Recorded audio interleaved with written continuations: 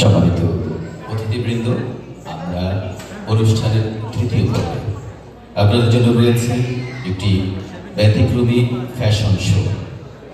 পর্বটি ডিজাইন করেছেন তানিয়া মানিক।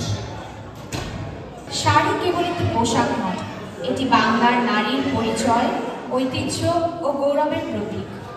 প্রজন্মের পর প্রজন্ম ধরে বাঙালি নারীকে শাড়ি ধারণ করেছে এক অনন্য মর্যাদা ও সৌন্দর্যের সঙ্গে। টাঙ্গাইলের তাঁত শাড়ি, ঢাকাই জামদানি কিংবা উৎসব অনুষ্ঠানে পরা রঙিন সিল্ক ও কটনের শাড়ি, প্রতিটি শাড়ির প্রতিটি বুননে লুকিয়ে থাকে এক একটি গল্প, এক একটি শিল্পীর নিপুণতার ছাপ এবং নারীর অন্তর্নিহিত শক্তি। শাড়ি আমাদের শেকড়ের সঙ্গে এক অবিচ্ছেদ্য বন্ধন তৈরি করে। এটি আবৃত করে সম্মান দিয়ে, প্রবাহিত হয় সৌন্দর্যে, আর উদযাপন করে নারীত্বের সত্যিকার রূপকে। এই পর্বে আমরা উপস্থাপন করব বাংলাদেশের ঐতিহ্যবাহী শাড়ির এক মনোমুগ্ধকর ফ্যাশন শো, যেখানে থাকছে ঢাকাই জামদানি, মণিপুরি, রাজশাহী সিল্ক, কাঁথা স্টিচ শাড়ি, টাঙ্গাইল কটন ও মসলিন। এই পর্বটি পরিকল্পনা ও পরিচালনা করেছেন তানিয়া মানিক। চলুন অভিনন্দন জানাই তানিয়া মানিককে করতালির মাধ্যমে। আমরা ঢাকায় জামদানি সম্পর্কে দুইটি কথা বলছি। ঢাকায় জামদানি বাংলাদেশের অন্যতম প্রাচীন ও বিখ্যাত বুনন শিল্প, যা সূক্ষ্ম মসলিন কাপড়ে হাতে বোনা হয় এবং জটিল নকশা ও অনন্য নৈপুণ্যের জন্য বিশ্বজুড়ে সমাদৃত। মূলত ঢাকায় উৎপত্তি হওয়ায় এর নাম ঢাকাই জামদানি। প্রতিটি শাড়ি যেন বাংলার ঐতিহ্য, সংস্কৃতি ও কুশলতার এক অমূল্য শিল্পকর্ম। এই জামদানি শিল্প এখন বিশ্ব ঐতিহ্য হিসেবে স্বীকৃত এবং এর প্রমাণ হিসেবে ইউনেস্কো 2017 সালে ঢাকাই জামদানি শাড়িকে অসাম্প্রদায়িক সাংস্কৃতিক ঐতিহ্য হিসেবে ঘোষণা করা হয়েছে। মণিপুরি শাড়ি বাংলাদেশের ঐতিহ্যবাহী শাড়ির একটি বিশেষ ধারা হল মণিপুরি শাড়ি। সহজতর নকশা, রঙিন প্যাটার্ন ও আকর্ষণীয় ডিজাইনের জন্য এই শাড়ি বিশেষভাবে পরিচিত। 1800 ও 1900 শতাব্দীর শেষ ভাগে সামাজিক অস্থিরতা ও যুদ্ধের কারণে বহু মণিপুরি জনগোষ্ঠী স্থানচ্যুত হয়ে বাংলাদেশের সিলেট অঞ্চলে এসে স্থায়ীভাবে বসতি স্থাপন করে। রাজশাহী সিল্ক বাংলাদেশের এক ঐতিহ্যবাহী ও অত্যন্ত মর্যাদাপূর্ণ কাপড়, যার খ্যাতি বিশেষ করে রাজশাহী জেলার সিল্ক উৎপাদনের জন্য সুপরিচিত। রাজশাহী সিল্ক তার বিশুদ্ধতা, লাস্যময়তা এবং দক্ষ বুনন শৈলীর জন্য বিশ্বজুড়ে প্রশংসিত। রাজশাহী সিল্ক বাংলাদেশের অর্থনীতিতেও গুরুত্বপূর্ণ ভূমিকা রাখে, কারণ এটি রপ্তানির মাধ্যমে বৈদেশিক মুদ্রা অর্জনে উল্লেখযোগ্য অবদান রাখে। কাঁথা স্টিচ শাড়ি কাঁথা স্টিচ বাংলাদেশের একটি বিশেষ ঐতিহ্যবাহী পোশাক শিল্প, যা মূলত দেশের গ্রামীণ অঞ্চল, বিশেষ করে পূর্ববঙ্গের বিভিন্ন এলাকায় জনপ্রিয় ছিল। এটি একটি গুরুত্বপূর্ণ হস্তশিল্প যা বাংলাদেশের সমৃদ্ধ সাংস্কৃতিক ঐতিহ্যের অংশ। কাঁথা স্টিচের উৎপত্তি গ্রাম বাংলার নারী সমাজের হাত ধরে, যেখানে মহিলারা পুরনো বা মলিন কাপড় জোড়া দিয়ে নিজ হাতে সূক্ষ্ম সেলাইয়ের মাধ্যমে নতুন পোশাক ও গৃহস্থালির পণ্য তৈরি করতেন।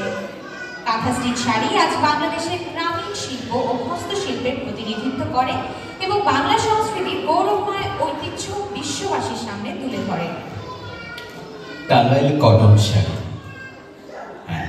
টাঙ্গাইল কটন শাড়ি বাংলাদেশের এক জনপ্রিয় ঐতিহ্যবাহী পোশাক, যা টাঙ্গাইল জেলার বিশেষ ধরনের কটন সুতায় তৈরি হয়। টাঙ্গাইল কটন শাড়ির বৈচিত্র্যময় রং এবং নকশা আরও আকর্ষণীয়। এই শাড়িগুলো গরমের দিনে পরিধানের যেমন আরামদায়ক, তেমনি সৌন্দর্যের দিক থেকেও অনন্য। মসলিন শাড়ি মসলিন বাংলাদেশের অন্যতম ঐতিহ্যবাহী ও মূল্যবান কাপড়, যা প্রাকৃতিকভাবে অত্যন্ত সূক্ষ্ম ও নরম হয়ে থাকে। মুঘল আমলে মসলিনের জনপ্রিয়তা বেড়ে যায় যখন সম্রাটদের রাজকীয় পোশাক এবং বিভিন্ন বিশ্ববিদ্যালয়ের ঐতিহাসিক অনুষ্ঠানে এই সূক্ষ্ম কাপড় ব্যবহৃত হতো। যা রাজকীয়তা ও ঐশ্বর্য প্রতীক হিসেবে বিবেচিত ছিল। এটি বাংলাদেশের ঐতিহ্যবাহী কুটির শিল্পের গর্বিত চিহ্ন হিসেবে সমাদৃত। চলুন তাহলে চলে যাচ্ছি আমাদের আজকের ফ্যাশন শোতে।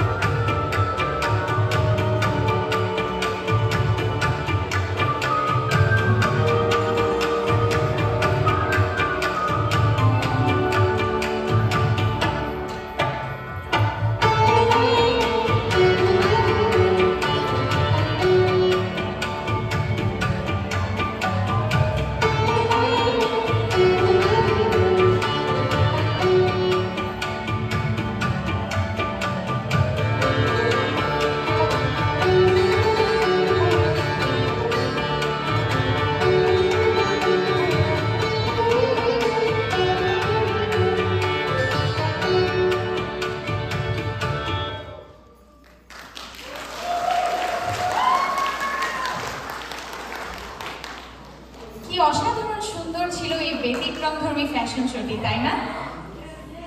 দর্শক, আপনাদের জানিয়ে দিচ্ছি এই ফ্যাশন শোর বোর্ড ড্রয়িং এবং ডিজাইনে আমাদের সহায়তা করেছে সামাইতা আহমেদ, ইলাই মানির এবং ফারিহা চৌধুরী। আমাদের এই ফ্যাশন শোতে অংশগ্রহণ করেছেন বোর্ড ডিসপ্লেতে সিফান আহমেদ ও শাহান রাকিন আনোয়ার, ঢাকায় জামদানিতে আলিশা হক, সুমাইরা রাহা আহমেদ, সঞ্চিতা শিকদার, আরিফা তারিক ও তাজমির রহমান, মণিপুরি শাড়িতে জাহিয়া জামান ও সাফা জামান, রাজশাহী সিল্কে সামাইতা আহমেদ, নাফিসা নোভা সালাম ও সামারা সুবা, কাঁথা স্টিচ শাড়িতে রিহান বাদশাহ, রিদিকা বাদশাহ, নিহাল মাসুদ ও তিশা মাসুদ, টাঙ্গাইল কটন শাড়িতে জারিয়া আহমেদ ও রাজিব রাইসা, মসলিন শাড়িতে মাহাত তারিক, মুয়াদ আহমেদ, ফারহানা ইসলাম ও রাকিবা আহমেদ। সার্বিক নির্দেশনায় ছিলেন আমাদের সবার প্রিয় তানিয়া মানি। কি অসম্ভব সুন্দর পরিকল্পনা ছিল এই পুরো ফ্যাশন শোটি।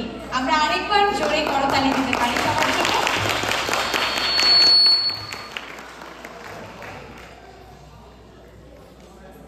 উপমার কথা ধরে আবারও বলতে হয়, ফ্যাশন শো কেমন লেগেছে আপনাদের কাছে? একটা জোরে চিৎকার শুনতে চাই। ভালো লেগেছে। দর্শকদের সাথে একটা আন্ডারস্ট্যান্ডিং হওয়া, এটা আমাদের দরকার। আমরা সবসময় চুপ করে বসে থাকি। আপনারা যখন বলেছেন ভালো লেগেছে, আমাদেরও ভালো লেগেছে। যারা অংশগ্রহণ করেছে আমরা তাদের কাছে জানতে চাইব তারা কেমন ফিল করেছে, তোমাদের কাছে কেমন লেগেছে? যারা অংশগ্রহণ করেছ ওরা বাংলা অতটা বোঝে না, তাই how do you feel you guys? Very good, thank you so much.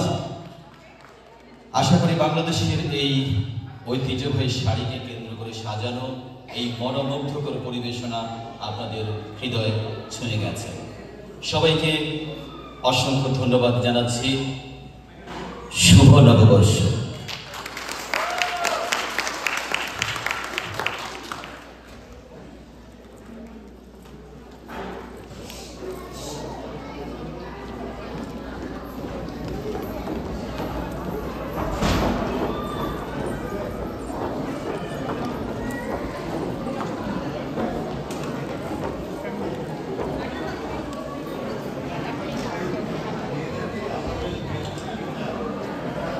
আমাদের মাঝে আরো কয়েকটি পর্ব রয়েছে।